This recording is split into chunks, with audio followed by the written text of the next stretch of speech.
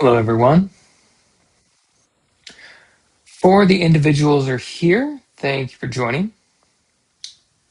This is going to be our deaf-blind working group.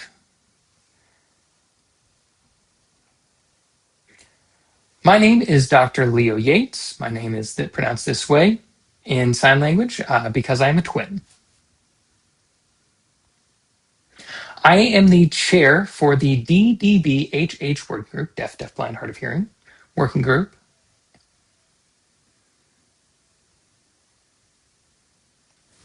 I do want to let you know that our Zoom meeting tonight, we have set it up as a webinar. That said, I would like this to be more interactive for those individuals who have joined us this evening. So it is, quote unquote, invited everybody to the panel. So if you have any questions or comments, you are able to express yourself in ASL with your video on. So we have made that event adjustment for everyone. So it will be more akin to a regular Zoom meeting. I want to say thank you to everyone who is joining us tonight and who has been able to do so. Our DDBHH working group last year, which was 2025, was working very diligently for the purposes of gathering data so that we could make recommendations. We sent those off this past June.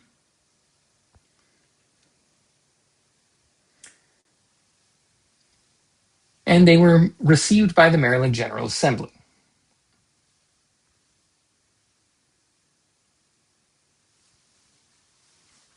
Now, the goal for the report that we sent was to try to support the deaf, deafblind, and hard of hearing community with improvements in service provisions.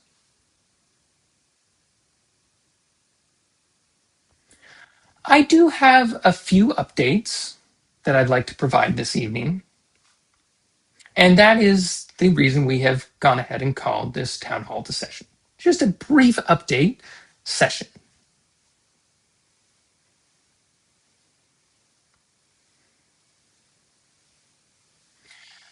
Firstly, we did hear from our delegate, Aaron Kaufman, from his office, rather. They reached out to Ursula, or you may know her as Director DeBerry of the Governor's Office of Deaf and Hard of Hearing,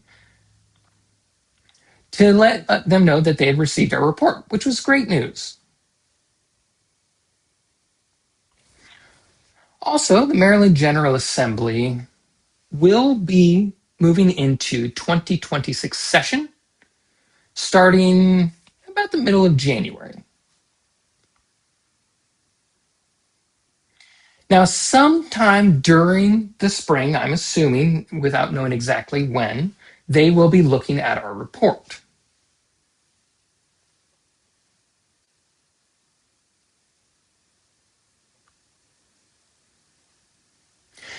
Now, in brief, the report, the recommendations that we put into the report were for GODHH to establish a DDBHH, again, deaf, deafblind, hard of hearing unit under their purview, so within their structure. And that unit would have 3 case managers.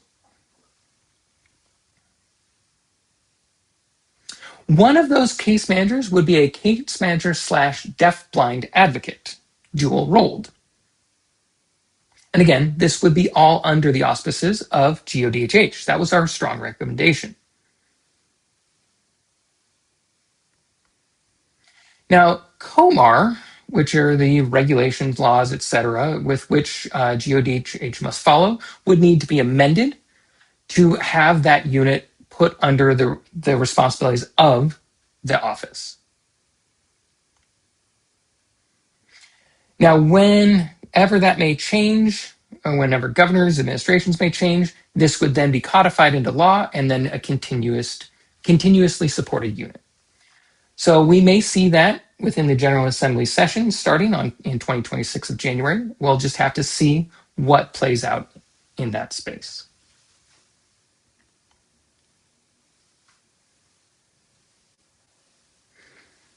Now, last month I did have a brief meeting with Usherla and 2 or 3 other of our working group members, and we had a discussion that was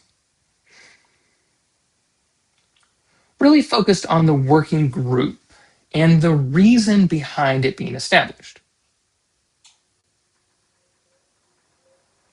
If you remember, there was the old Co-Navigator or CN bill that was submitted. That was again pulled without a vote. This was to support deafblind constituents within the state of Maryland for those individuals that needed that Co-Navigator support in the community. Now that bill was pulled,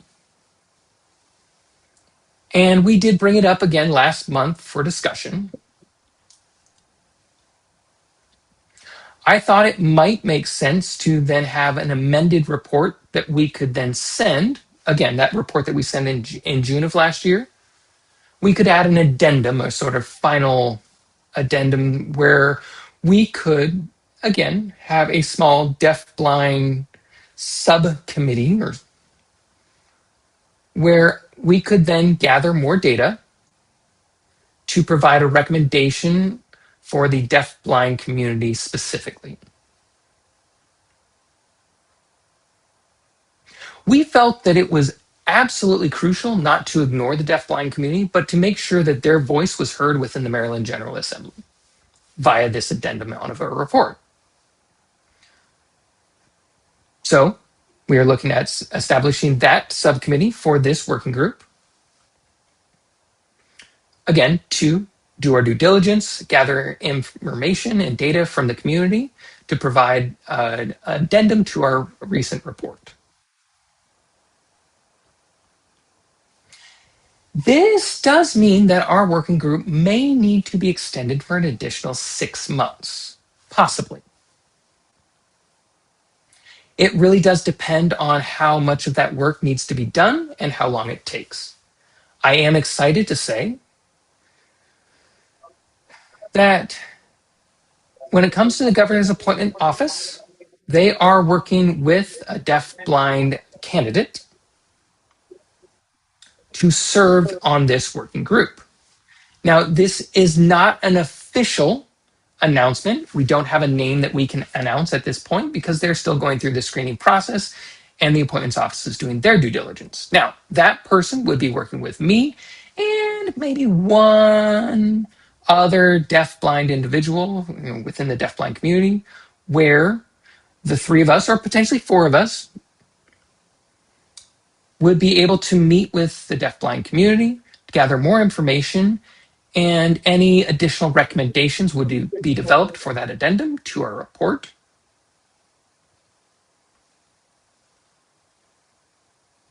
That's really a pretty good synopsis of the reason we have decided to meet tonight in this town hall session.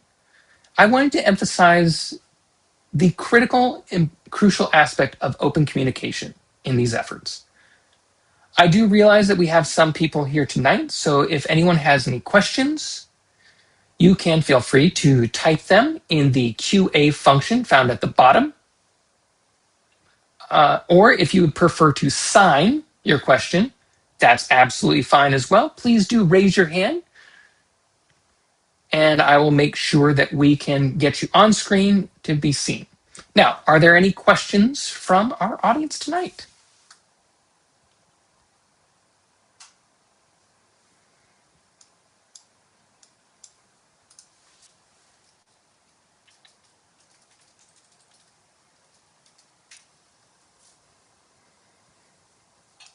Now, again, because this is a town hall, right? And it is virtual, we are recording this as well.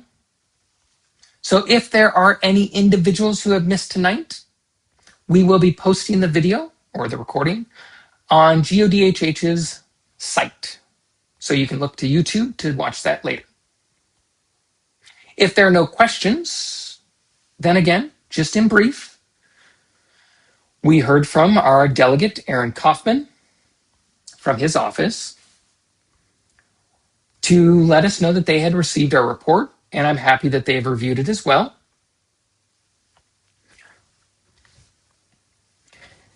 Also of import, the Maryland General Assembly legislative session will be starting in mid-January of 2026, and hopefully sometime during that spring session, they will be then looking at the report. Hopefully it will be opened up for discussion.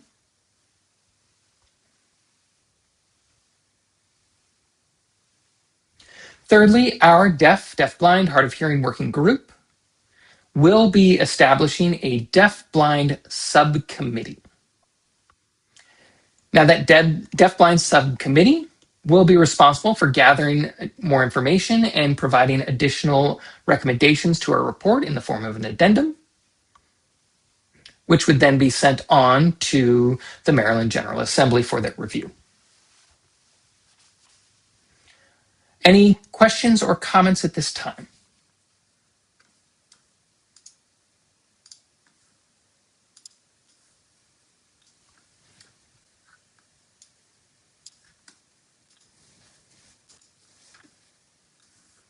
Oh, Darren, it's wonderful to see that you're here.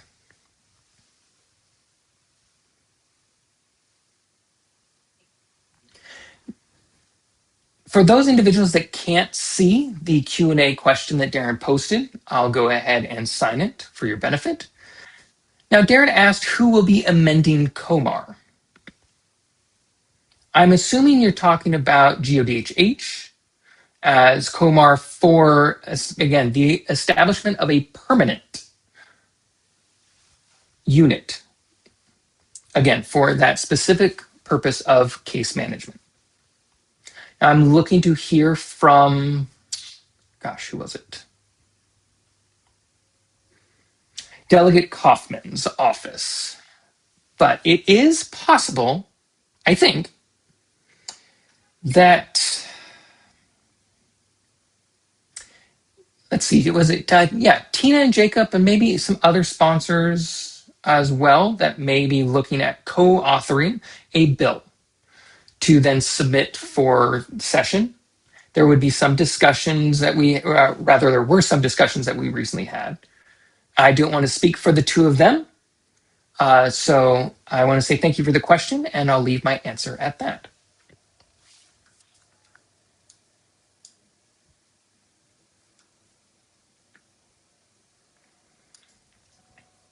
Okay. Now, our working group is still moving forward and continuing to do our work. Now, if somebody is watching this video later, be it tomorrow, next week, or next month, and something comes to mind as a question that you or a comment that you would like to have us aware of, please do contact me.